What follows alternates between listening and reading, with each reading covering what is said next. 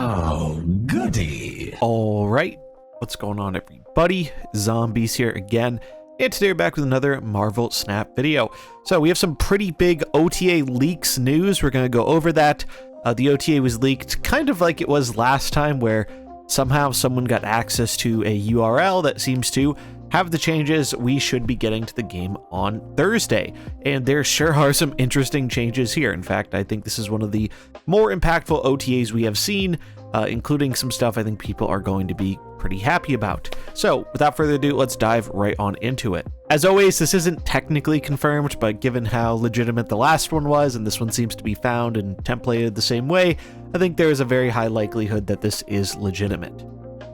This week is slightly heavier on nerfs and sideways changes than usual, as we'd like to reshape the existing metagame a touch. We're hoping a couple of the existing top decks will slide into more even positions with the larger field. While the metagame is fairly healthy on our internal metrics, it's not as healthy as some have been, and we'd like to aim more closely for those targets while keeping things fresh. First up, Captain America. People have been waiting for this one for a while. Captain America is becoming a 3/2 ongoing. Your other ongoing cards here have +2 power. As you may have seen in various social media discussions, we've been reluctant to buff Cap. The reason for this aren't necessarily obvious, but they include keeping the early game simple and maintaining existing tutorials. However, this change we eventually arrived at shouldn't threaten either of those. While Spectrum is a strong deck on the competitive side, the Spectrum deck performs worse for newer players with smaller collections. This should be a tidy buff to the archetype for early series players. Cool. People have wanted a Cap buff for a while. This seems decent.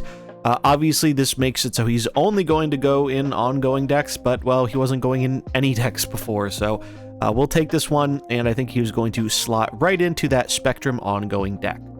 Speaking of Spectrum, Spectrum is going from a 6/7 to a 6/6.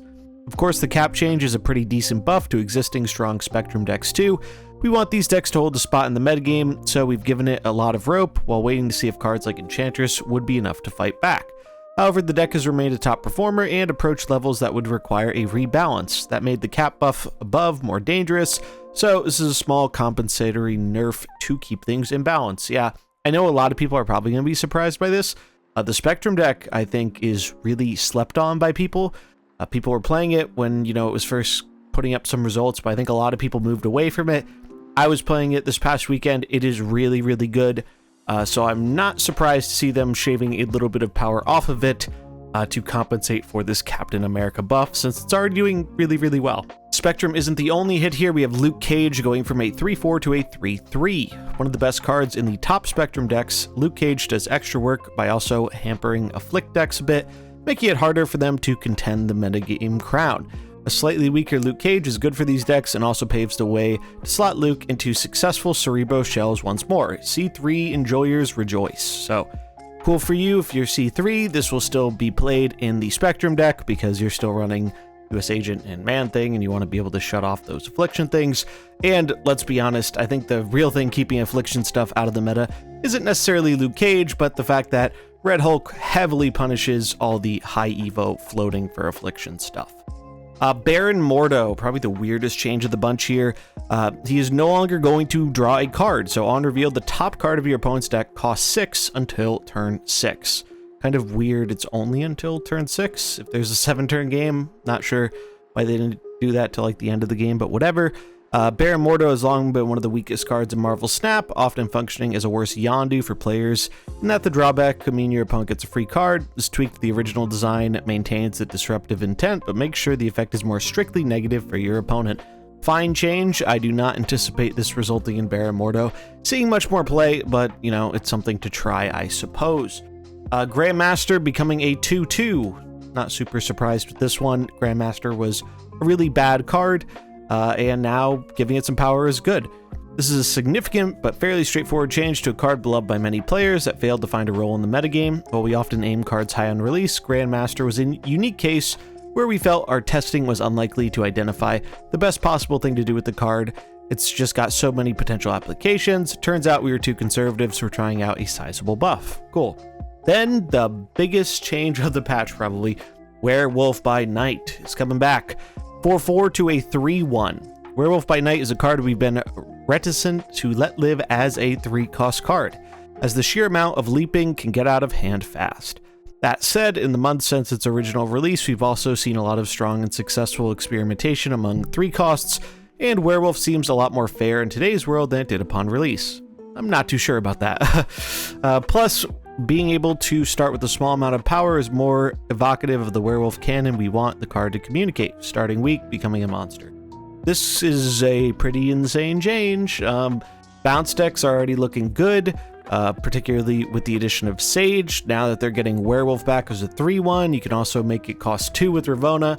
I think this card is going to be busted. Werewolf by Night has had the highest skill ceiling of almost any card in Marvel Snap that I can remember, so I don't think necessarily everyone will have a breakout performance with this card, but I do think it is incredibly powerful in this new form, and it is going to very much define the new metagame we find ourselves in. Leader getting a buff from 6/2 to 6/3, kind of weird. Probably not a lot of leaders on the balance bingo cards at home, but this card has been languishing as of late. We were hopeful Leader's stocks would rise with the release of Red Hulk, as that made Leader a clean answer to one of the best 6-cost cards in the game. But that's not what wound up happening. This buff isn't likely to move the needle in a big way, and we wouldn't want to. Leader's not a card players enjoy seeing too often. Even so, there's enough room to improve that we feel confident a point of power would be a small but helpful bump. Sure, cool. Leech, this is the other big one I think people are going to be pretty happy about, going from a 4/2 to a 5/5. Speaking of unexpected outcomes, we've decided to take Leech back to 5. Our primary Leech target with the initial move to 4 cost was Annihilus, though we did see value in strengthening one of the few answers to a handful of other powerful endgame threats. However, Annihilus wasn't substantially affected by the increased presence of Leech, and the win rate for Leech itself grew higher than we'd hoped to see against other strategies, narrowing the range of competitive viability with the game. Of course, we've also heard the public discontent around leaning this hard on Leech as a valve within the metagame, and we're determined we don't want this card bearing that kind of weight.